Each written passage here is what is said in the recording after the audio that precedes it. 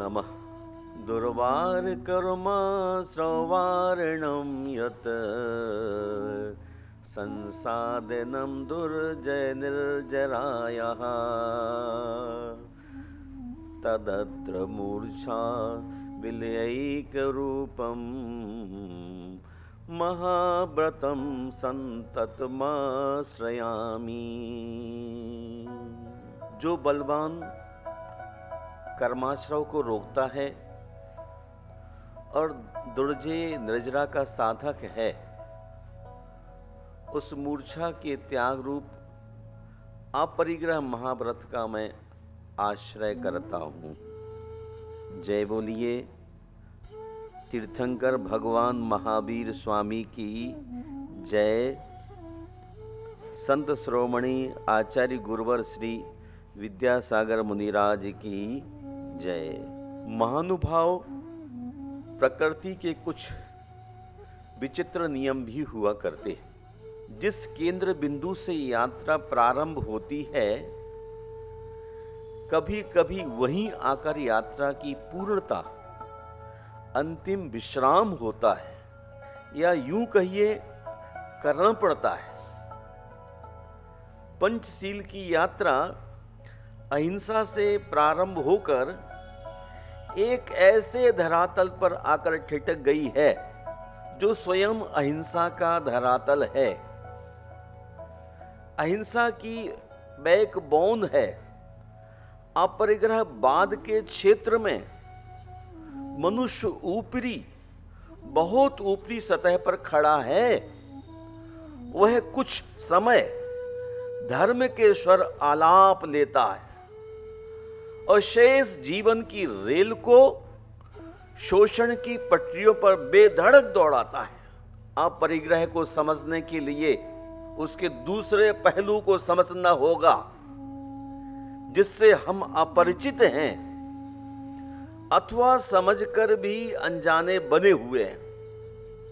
अपरिग्रह का अर्थ है वस्तुओं पर मालकियत, पजेसिवनेस, स्वामित्व की आकांक्षा, जिसे आचार्य उमा स्वामी ने मूर्छा अथवा आसक्ति कहा है। अब देखना होगा कि आपके पास कितनी वस्तुएं हैं, उन वस्तुओं में किस दृष्टि से व्यवहार करते हैं, किस भांति आप उनसे संबंधित हैं, यह सब नजरिए पर निर्भर है।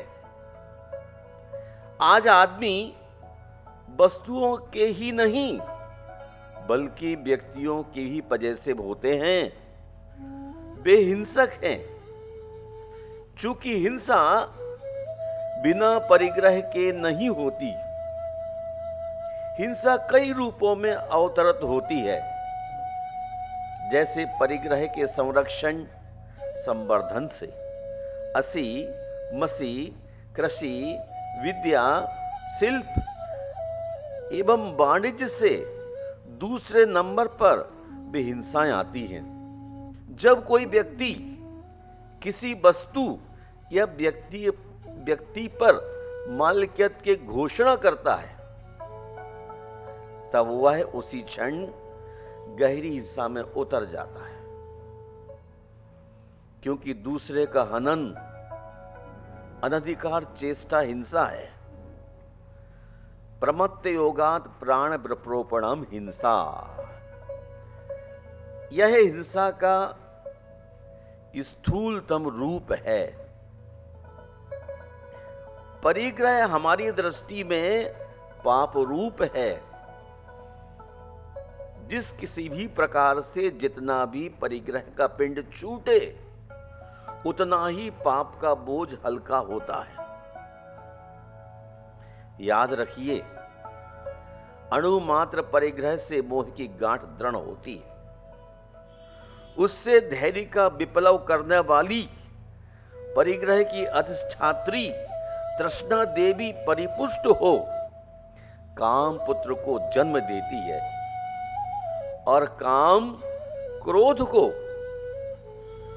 क्रोध हिंसा नामक कन्या का जनक है।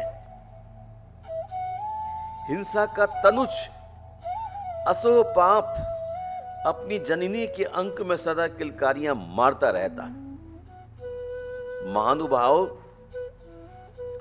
जब जननी मां स्नेह से पाप की देह सघन भूत यानी मजबूत हो जाती है, तब वह नरक गति से अपना संबंध स्थापित कर बचना गोचर दुख की संततियों को जन्म देता है। इस प्रकार परिग्रह का विशाल परिवार प्राणी मात्र पर अपने साम्राज्य पंज फैलाए हुए है। तृष्णाणु की लचीली आंखें या तो संतोष से भर सकती हैं या कब्र की मिट्टी से, धन दौलत से नहीं। हमारी आस्था के शिखर आचार्य गुरुवर विद्यासागर मुनिराज सुनीति शतक में लिखते हैं, परिग्रहो विग्रह मूल हेतु, परिग्रहो विग्रह मूल हेतु, परिग्रहो विग्रह भाव धाता, परिग्रहो विग्रह राजमार्गा, परिग्रहो नेन विमुंचते सह। यह परिग्रह प्रत्येक जिंदगी में नूतन देह का कारण है, वैर और कलह का जनक है, चतुर्गति में प्रवेश पाने के लिए राजमार्ग है। इस पर शनि देवता का विचरण होता है। जो इस परिग्रह को छोड़ते हैं वे आत्मार्थी ही आत्म साधना कर सकते हैं। परिग्रह बाण नहीं,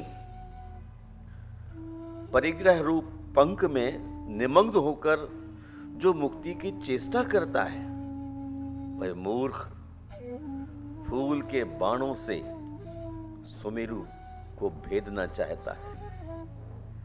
क्या कभी एक वृषभ दो बैल गाड़ियों में एक साथ जुट सकता है? क्या परिग्रह की संकीर्ण गली या मोक्ष के राजमार्ग पर एक साथ विचरण किया जा सकता है? गणितीय तरीकों से उत्तर लाने पर उत्तर ऋणात्मक ही आएगा। फिर भी अपने आप को ज्ञानी मानने वाले पुरुष परिग्रह अर्थात वस्तुओं में सुख बतलाते हैं तो वे विष मिश्रित दूध पान को दीर्घ काल तक जीवित रहने का कारण क्यों नहीं कहते? महानुभाव, मैं ऐसे प्रतिपक्षियों के समक्ष घोषणा करता हूं, यदि मनुष्य के पास परिग्रह नहीं होता तो निश्चय से दुख का अंश भी उसके पास नहीं फटक सकता। परंतु खेद है, तीन लोक का अधिपति वस्तुओं का गुलाम बन उसकी दास्ता की बेड़ियों से बाहर नहीं आ रहा है। दुनियादारी में फंसा व्यक्ति वस्तुओं पर ही नहीं व्यक्तियों पर भी मालिकियत जता रहा है। पति मालिक है पत्नी का, सेठ मालिक है नौकर का, पिता मालिक है पुत्र का, गुरु मालिक है शिष्य का। और मालिक शब्द का अर्थ है स्वामी अथवा स्वामित्व की आकांक्षा। जहां स्वामित्व है वहीं तो है मालकियत, वहीं तो पनपता है परिग्रह। आचार्य परमेष्ठी पूज्यपाद स्वामी ने इन सबको सचित परिग्रह की कोटि में रखा है। कहते हैं परितः गृह्णाति आत्मानम इति परिग्रह, जो आत्मा को सब ओर से जकड़ ले वह है परिग्रह। एकदा एक बंदर कून फान उछल कून करता हुआ विपिन में उस जगह पहुंच गया जहां एक घड़ा रखा था। उसे देख बंदर बहुत खुश हुआ। वह घड़े के पास गया, देखा घड़े में चने रखे थे। बंदर तो बंदर था, अपनी स्वाभाविक चपलता के कारण घड़े में हाथ डाला और मुट्ठी भर चने निकालने लगा। मुट्ठी घड़े के मुख में फंस गई। वह घबरा गया, चिल्लाया, कुटुंबियों को आवाज दी, मुझे बचाओ बचाओ, प्राणों की रक्षा की भीख मांगने लगा। अरे रे, मुझे घड़े के अंदर बैठे प्रेत ने पकड़ लिया। मेरे परिजनों, मेरी रक्षा करो, रक्षा करो। परिवार के सदस्यों ने जब आर्तनाद सुना तो वे उल्टे पैरों भागे आए। सबने दृश्य देखा। उनमें एक अनुभवी वृद्ध बंदर था। बोला, बेटे मुट्ठी खोल दो, हाथ आपो आप बाहर आ जाएगा। घड़े के अंदर कुछ नहीं है, तुम्हें किसी और ने नहीं पकड़ा, स्वयं तुम अंदर के चनों को पकड़ रखे हो, इसलिए हाथ बाहर नहीं निकल पा रहा है। बंदर ने मुट्ठी खोल दी, चणक छूट गए, हाथ बाहर आ गया। वह खुशी से उछल पड़ा। इसी तरह सिकंदर भी वस्तुओं को पकड़े था, हिटलर भी, और साथ ही साथ आप भी पकड़े हुए हैं। पर मजे की बात तो यह है कि वे भी जानते थे और आप जानते हैं कि मैं वस्तुओं का मालिक नहीं हूं, फिर भी अटके हैं वस्तुओं में। यह है मूर्छा, जिसे कहते हैं परिग्रह। वस्तुतः यही है मालिक और गुलाम में फर्क। एक की गुलामी दृश्य है, दूसरे की गुलामी अदृश्य है। लेकिन ध्यान देने की बात है, हम जिसे गुलाम बनाते हैं वह हमें ही गुलाम बना लेता है। दी पैसेंजर बिकम दी पैसेंजर। परिग्रह खोज है, अनुसंधान है इसका कि मैं अब मालिक कैसे होऊं।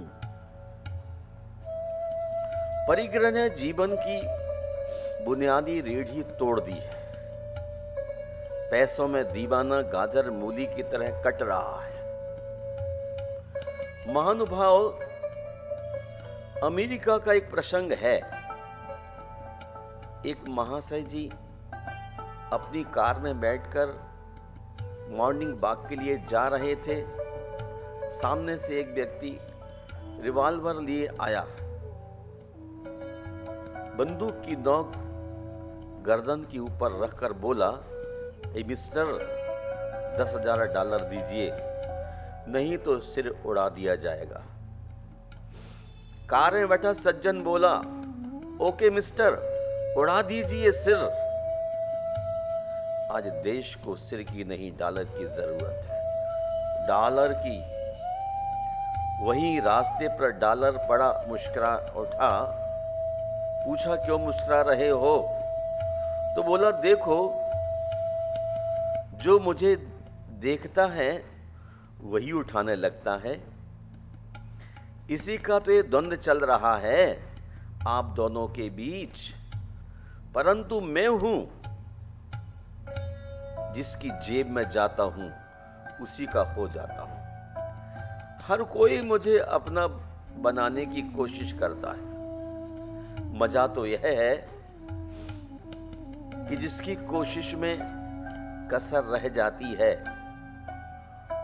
वह मेरे लिए रो देता है, तड़फ जाता है, जबकि मैं किसी का भी नहीं होता। मेरे पास किसी का लिहाज नहीं पलता। जो मुझे लेता है उसके पास बेखटके चला जाता हूं। सच है धन किसी का नहीं होता, लेकिन आदमी धन का जरूर हो जाता है। और इसी से बढ़ता है मानसिक तनाव, हाइपरटेंशन, फैलती हैं बीमारियां। आज की कीटाणुजन बीमारियां कम हैं, तनाव युक्त बीमारियां अधिक। जैसे 5-7 मिनट के अंदर इंसान एक माला में 108 दाने बदल लेता है, फेर लेता है।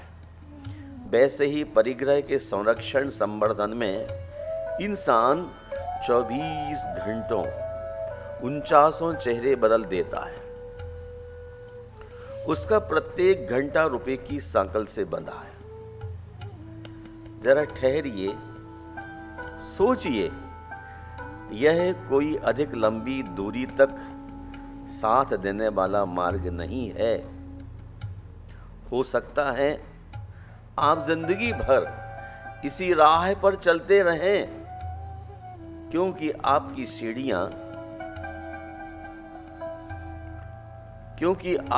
पीढ़ियां पीढ़ी दर पीढ़ी चली आ रही हैं।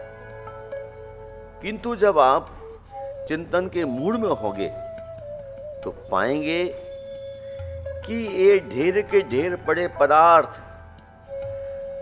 न मेरे लिए हैं, न मेरे थे, न होएंगे। मुक्ति के हिमायती को, जिसे महावीर ने पहले ही अहिंसा की पीठ पर लिख दिया था, ऐसे अहिंसा के अविभाज्य अंग अपरिग्रह का आचरण अनिवार्य है। परिग्रह पंगु है, वह जीवन की ऊंचाइयों को नहीं चढ़ सकता, क्योंकि तराजू का भरा पलड़ा निम्नगामी होता है और खाली पलड़ा ऊर्ध्वगामी होता है। इसलिए ऊर्ध्वगामी होने के लिए अपरिग्रह की महत्ता को समझना आवश्यक ही नहीं, नितांत अनिवार्य है। अन्यथा उससे अनजान बने रहने पर इंसान आत्मबोध की प्रथम सीढ़ी पर ही खड़ा रह जाएगा। महानुभाव महावीर ने जिन्हें पंचशील के नाम से पुकारा, वे दैनिक जीवन के नियम है। क्या कोई चाहता है युद्ध हो, कलह हो, आगजनी हो, मनुष्य मनुष्य को मारे, झूठ बोले, विश्वासघात करे, उसका माल छीने लूटे, चलती राह उसकी बहु बेटियों को छेड़े, कोई मखमली गद्दियों पर सोए, आलीशान वैभव झांकते महलों में ऐश करे, और कोई फटे हाल फुटपाथों पर खाना बदोशी की तरह दाने दाने को मोहताज हो? यदि नहीं तो यही है महावीर के पंचशील, पंचाणुव्रत, पंच महाव्रत। स्थिति दयनीय है।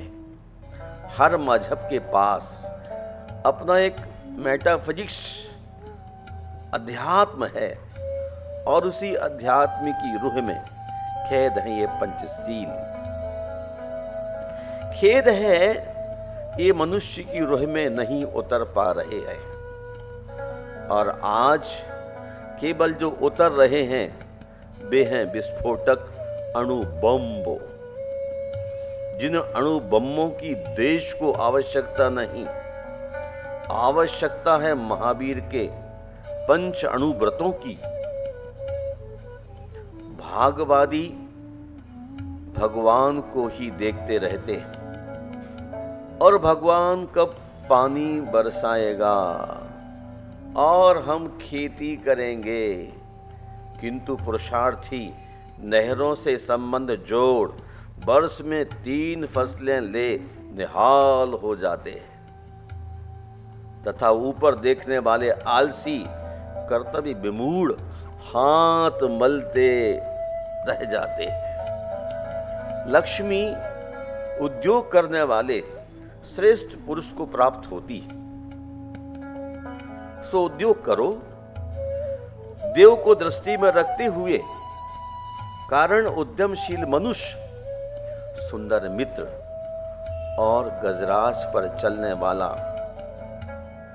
राजा की संपत्ति को पाता है, किंतु उद्यम रहित मृत्यु को। पुरुषार्थी के पैरों में पद्म रेखा प्रस्फुटित होती है तो भागवती के पैर की गज रेखा गृहस्थी के गंदे वातावरण में धूमिल हो जाती है। इससे स्पष्ट होता है कि पुरुषार्थ से भाग का निर्माण होता है, क्योंकि वर्तमान का पुरुषार्थ ही भविष्य का भाग बनकर उपस्थित होता है। और इसीलिए तो भाग को पुरुषार्थ से बदल भी सकते हैं। जिसे जैन सिद्धांत ने कहा है कर्म संक्रमण। देखिए, किसी व्यक्ति को 105 डिग्री बुखार है और यदि वह सम्यक पुरुषार्थ कर धर्म सभा में धर्मोपदेश सुनने आ जाता है तथा धर्म श्रवण की रुचि से अपने बुखार का स्मरण भी नहीं करता, तो परिणाम यह निकलता है उसकी असाता वेदनी, दुख, पीड़ा, परेशानी कुछ ही क्षणों में साता वेदिनी में परिणत हो जाती है। यही है पुरुषार्थ का करिश्मा। यदि वही व्यक्ति पलंग पर लेटा हाय हाय करता रहता तो असाता वेदनी कर्म का नूतन बंध और करता रहता तथा दुख की परंपरा अविच्छिन्न रूप से चलती रहती है। भाग्यवादी सोचता कि भाग्य में होगा तो ज्वर ठीक हो जाएगा। सोचिए, यह कैसी विचित्रता है अकर्मण्यपने की। पुरुषार्थी के तमाम कर्म फलते हैं। क्या सुना? पुरुषार्थी के तमाम कर्म फलते हैं और पुरुषार्थ विहीन के एक भी कर्म नहीं फलता। लोग जगत में देखते हैं कि मानव उद्यम कर खेतों में अनाज उपजाता है, वृक्ष लगाता है तथा सुंदर सुंदर सुस्वादु फलों को पैदा करता है। वैज्ञानिक महासागरों की छाती पर जलयान दौड़ाता है तथा कलपुर्जों द्वारा आधुनिक मशीनरी दे मानव को सुखी बनाता है। जब अध्यात्म जगत में घुसते हैं तो हम अपनी आंखों से देखते हैं कि संत महात्मा पुरुषार्थ कर दुष्ट कर्मों की संतति को नेस्त नाबूद करते हुए सुख की गोद में सोते हैं। सचमुच ही भाग्य भरोसे रहने वालों को मोक्ष सुख नहीं है। अरे मोक्ष सुख क्या, संसार शरीरगत सुख भी क्या कभी बिना पुरुषार्थ के किसी को मिला है? पुरुष को पुरुषार्थ करना नहीं भूलना चाहिए। उसे अपने कर्तव्य पथ पर सतत उद्यमरत होना चाहिए। फिर भाग में जो हो सो देखा जाए, क्योंकि पुरुषार्थ ही भाग्य निर्माता है। प्रसंग चल रहा था अपरिग्रह का। पुरुषार्थी अर्जन करता है तो उसे विसर्जन की चेतना से भी जुड़ना चाहिए। गृहस्थ जीवन में यदि अपरिग्रह का प्रयोग रूप है, माना कि सभी अपरिग्रही नहीं बन सकते, किंतु वे अपरिग्रह पथ के पथिक तो बन सकते हैं। अपरिग्रह की शरण लिए बिना संघर्ष नहीं मिट सकते। अपरिग्रह का सिद्धांत भी वही फलित होता है जहां अधिकार की भावना समाप्त हो जाती है। समाज का भला तभी होगा जब अपरिग्रह या इच्छा परिमाण व्रत सबका दृष्टि केंद्र बनेगा। संग्रह त्याग की भावना में एवं अर्थवाद अपरिग्रहवाद में बदलेगा। धर्म स्नेही बंधुओं, आज और अभी यदि मोक्ष प्राप्त करने की स्वेच्छा है तो परिग्रह से डाइवर्स लीजिए, वस्तुओं और व्यक्तियों से अपने चित्त को हटा लीजिए। जो हमारा पैदाइशी नहीं है, उन पदार्थों और व्यक्तियों पर झूठा खूंटा गाड़ना हमारे लिए अशोभनीय है। जो हमारे शुभ कर्मों से वो पाते हैं, उस पर भरोसा करना चाहिए और मुक्ति के हमायती को आप परिग्रह की ओर हरदम रुझान होना चाहिए। वही व्यक्ति शांति के सोपान चढ़ अपने शाश्वत मोक्ष लक्ष्य को प्राप्त हो सकता है। इन्हीं शब्दों के साथ जय बोलिए। जय महावीर।